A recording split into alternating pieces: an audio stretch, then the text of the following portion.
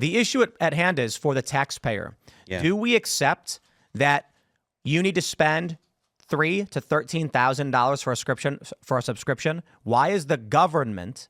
The issue is it's not their money, so they don't care. Yeah. If someone said, Elad, you can buy whatever you want. Don't worry, the money comes from Tim. Elad's gonna be like, okay, what is he worried about? It's not his money. But that's because Elad's an asshole like that. If you actually worried about getting fired, but that's the thing. Assuming I was your fiduciary. These agencies are like, I'll spend $1 million on subscriptions. What do I care? Yeah. It's so disingenuous, man. Just like you can't just pay someone $1 million to sit around and be an admin.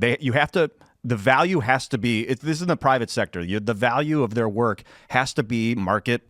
What do they call it? Market average for like the cost of the value. Like you can't overpay someone as an employee. It's tax fraud. So for a company to offer a $10,000 subscription for something that should be worth like $4,000 or $1,000 or $80 a month. Well, we don't know what it's worth because no one's telling us what the product is. And I want to know what the product is. It's the one hand washes the other, right? So these companies like Politico is getting money from the federal government via USAID, and so Politico then writes stories that are complimentary about the government.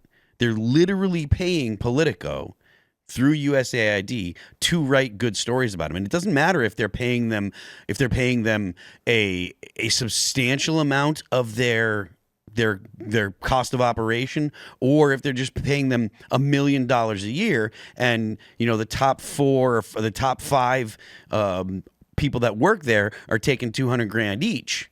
That's what I wonder. If they're making $200 million in revenue, $1 million isn't enough to blackmail or persuade them to write articles. Absolutely is. It's not that much. Well, it's not. They have over 1,000 employees. Yeah, but they have 1,100 employees. Here's the thing that I think we're overlooking, guys. I'm reading into Politico Pro, and here it says Politico Pro users are able to quickly get an AI-generated summary of federal bills, rapid access to critical legislature coming out, and different articles. So if you put AI into anything, any part of your business, you will immediately double or quadruple the value of your company. So that's what you need in your company here at Timcast. Timcast does AI. AI is ROD. Everything that we're saying was scripted by AI. You could build an AI that's that answers people's questions, and then you'd have 50,000 people buy that. It's a marketing I just don't believe it. I do believe that they make a lot of money off this. They have newsletters, and they sell sponsorships on it. That makes sense. So I don't think their government income is substantial, but I still think the issue at play is the media is freaking out that we're talking about cutting government waste and having government employees spending millions of dollars on these subscriptions at high costs to various media organizations. That shouldn't be happening. That's it. Yeah, it's not. I think if people get hung up on thinking like this is the bribery scandal, they're going to be wrong. It's going to be a dead end, because if you relatively 1/200th of their annual revenue is this, it's not. But I'm going to say this, guys. There's never going to be a day where you discover that USAID gave $10 million to insert news organization.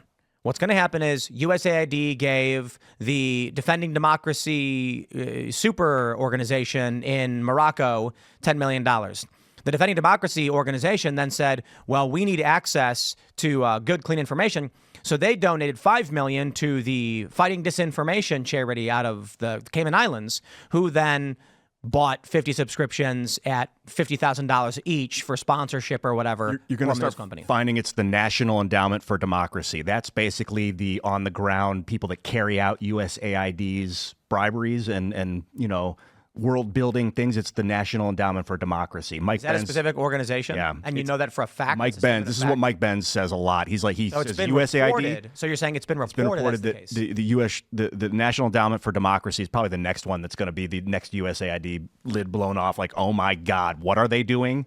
These are like the boots on the ground, according to Mike Benz.